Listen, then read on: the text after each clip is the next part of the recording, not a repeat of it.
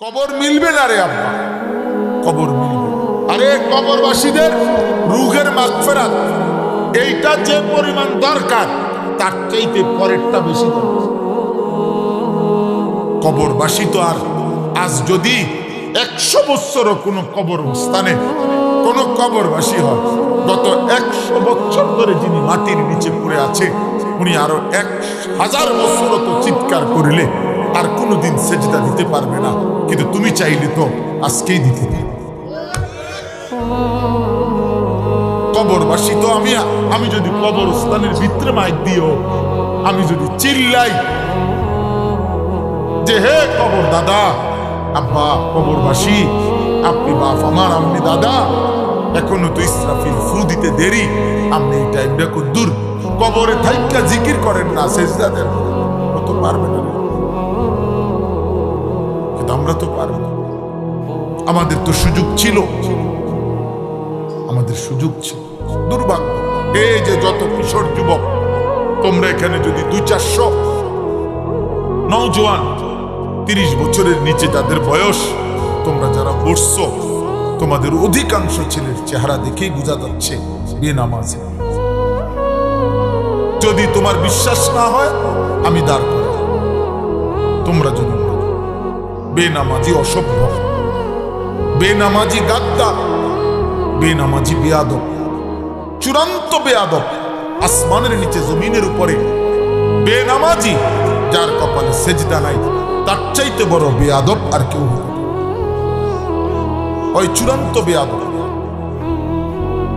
ওই গাদ্দার, ও অহংকারী, মুতাকাব্বির, অহংকার, অহংকার, অহংকার। মাত্র 16 বছর বয়সে তোমার ঘাড় এত মোটা যে তুমি এত বড় আসমানওয়ালা আল্লাহকে কিছুই মনে করো না। 40 বছর পর্যন্ত যাইতে যাইতে তো তুমি দাজ্জাল হয়ে যাবে। মাত্র 18 বছরের ছেলের ঘাড় যদি এত তেড়া হয় যে এক ওয়াক্ত নামাজ পড়ে না, এই হাইওয়ান 40 বছর পর্যন্ত যাইতে যাইতে এটা কি হবে? যদি কেউ তাকে না ফিরায়, আমি তো এই জন্যই দুনিয়া তো ভোগ করতে পারবে না, দুনিয়া তো আবারও বলছি জন্তু জানোয়ারও ভোগ করে। একটা কুকুরও তো খায় ঘুমায় পেশাব পায়খানা, একটা ছাগলও তো খায় ঘুমায় পেশাব পায়খানা। লজ্জাস্থানের চাহিদা পূরণ, আখিরাত, বন্দিগি, ইবাদত, শুধু ভাত মাছ, শুধু দুনিয়াবি উপার্জনের জন্য খোদার কসম আল্লাহ মানুষকে যেই পরিমাণ আকল দিছে, ছাগলের চাইতে বেশি, গরুর চাইতে বেশি, কুকুরের চাইতে বেশি, বিড়ালের চাইতে বেশি, বন্য জন্তুর চাইতে বেশি বিবেক দিছে, বিবেক, বুদ্ধি, বিবেচনা, শক্তি আল্লাহ হাতিরে বেশি দিছে, শক্তি আল্লাহ তাআলা বাঘেরে বেশি দিছে, শক্তি আল্লাহ বহু প্রাণীকে বেশি দিছে, কিন্তু আকলে তাম, বুদ্ধি, বিবেক, বিবেচনা বোধ আল্লাহ সবচেয়ে পূর্ণাঙ্গ মানুষকে দিয়েছেন। আল্লাহ যেন বলতে চাইছেন বান্দা শুধু খাওয়া, শুধু দুনিয়া ভোগ করা, এতটুকুর জন্য এত আকল দিতে হয় না। গরু ছাগলের সমপরিমাণ আকল দিলেই দুনিয়া ভোগ করা যায়। তাহলে অতিরিক্ত বুদ্ধি, জ্ঞান, বিবেচনা বোধ আমি আল্লাহ কেন দিলাম মানুষকে? খোদার কসম আল্লাহ বলেন ইবাদতের জন্য, সেজদার জন্য, গোলামির জন্য, জান্নাত দেওয়ার জন্য। শুধু ভাত খাওয়ানো মাকসাদ হইলে এত বুদ্ধি লাগে, শুধু পেশাব পায়খানা মাকসাদ হইলে এত বুদ্ধি লাগে না। তোমরা আজকে বুঝতেছ না, অসংখ্য আজকে আমাদেরকে নিয়ে, মাদ্রাসার ছাত্রদেরকে নিয়ে অনেক বুদ্ধিজীবী চিন্তিত যে এরা পড়ছে কি, জানে কি। আমি বলি তুমি আইও আমার লগে, আমি তোমারে বুঝাই তুমি পড়ছো কি, তুমি জানো কি। ইনশাআল্লাহ কয়টা সার্টিফিকেট দেখবা তুমি, আমি তোমারে দেখাবো। কয়টা লাগবে সার্টিফিকেট? তুমি জেনারেল লাইনের সার্টিফিকেট দেখবা না মাদ্রাসার লাইনের? আমি দেখি, আমার কাছে আছে। মাদ্রাসার ছাত্র নিয়ে দুনিয়া চিন্তিত। মাদ্রাসার ছাত্র করবেটা কি? মাদ্রাসার ছাত্র জানেটা কি? মাদ্রাসা ছাত্র আমরা এত এত কিছু আমরা জানি। কি জানেন আপনি? আপনি কি জানেন? সুদের ভদ্রচিত কোথা যাচ্ছে, মানে ভদ্রচিত সুদ। হ্যাঁ, মনে কিছু নেবেন না, এটা একটা ইন্টারেস্ট। একটা কোম্পানি আপনাকে খুশি পেয়ে দিয়েছে, শুদ্ধ মারেন। হ্যাঁ, আমরা শুদ্ধ বললে ইন্টারেস্ট বললে সুদ জায়েজ হয়ে গেছে। হ্যাঁ, ভেজিটেবল বললে মূলার হাক গরুর গোশত হয়ে যায়। ভেজিটেবল বললে হারাম তো হারামই। কথা বলে না কেন? পায়খানা তো পায়খানাই। এই জন্য বললাম বাবা, আজকে তোমরা স্কুলে পড়ো, আমরা মানা নাই। কলেজে পড়ো, কোনো মানা নাই। আল্লাহকে ভুললা কেন? জীবনের সবচেয়ে বড় পরাজয়, ব্যর্থতা, তোমারে তোমার মালিক ভুলাই দিছে,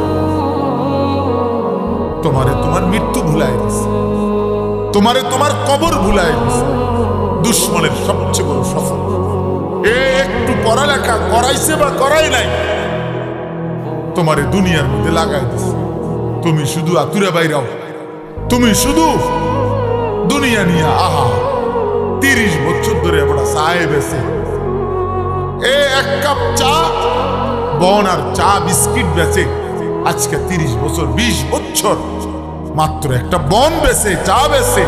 দুর্ভাগা, এক কাপ চা আর বন বেচতে গিয়া আল্লাহকে একটা সেজদা দিতে পারে নাই। আহারে বদনসিব, একটা বন দিয়া তোরে আল্লাহ বুলাই দিছে। তোরে এক কাপ চা দিয়ে আল্লাহ বুলাই দিছে। একটা অটো চালায়,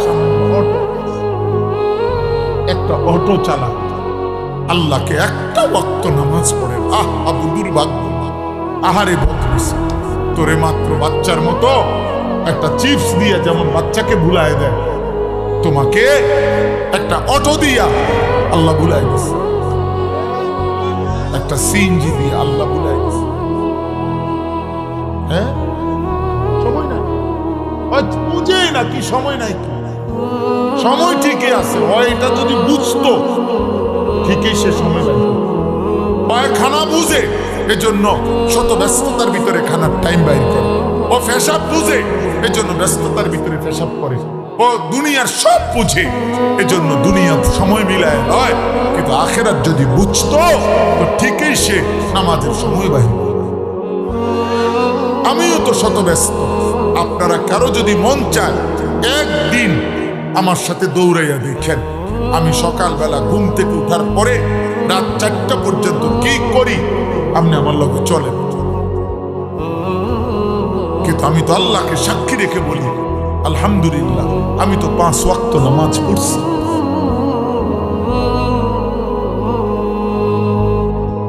তাহলে এরকম হাজারো মানুষ তো দুনিয়া চলতেছে, বউ বাচ্চা স্ত্রী সংসার, কিন্তু আল্লাহ ভুলে যাবে কেন? আল্লাহ ভুলে যাবে। কত টাকা বেতনে চাকরি করে? 30,000 টাকা। 30,000 টাকা। স্বাভাবিক বেতন কত হবে? 18,000 টাকা, 26,000 টাকা। চুরি, দুর্নীতি, হারাম টাকা, এটা তো টাকা না, এটা তো হারাম। যেটা অন্যায় করে নিছ। 2 নম্বর, আমার একজনে বলছে, হুজুর বেতন হইল 8,000, লাগবে হইল 12 লাখ চাকরি নিতে, 12 লক্ষ টাকা। আমি বলছি ইন্নালিল্লাহ, কি কম? 8,000 টাকা বেতনের চাকরির জন্য 12 লাখ টাকা ঘুষ দিতে হবে? কয় হুজুর, উনি বলছে কোনো টেনশন করতে না, সর্বোচ্চ 2 বছরের টাকা,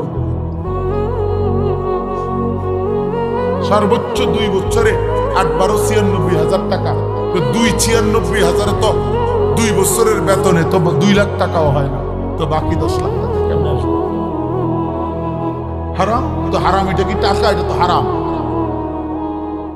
এটা তো কুকুরের পায়খানা, এটা তো শুকুরের পায়খানা।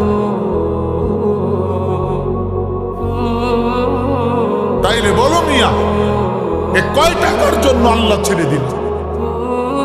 তোমরা কেন নামাজ পড়ো? বলো বাবা, রাত গভীরে বলো, আমি এখনই দোয়া করবো, ঠিক আছে? তোমরা বলো একটা ছেলে বাঁচে, এমন মালিক কেমনে ভুলে গেল? ধরে নাও বাবা মা কেউ কিছু বলতেছে না, তো আল্লাহ থেকে ছুটবা কেন?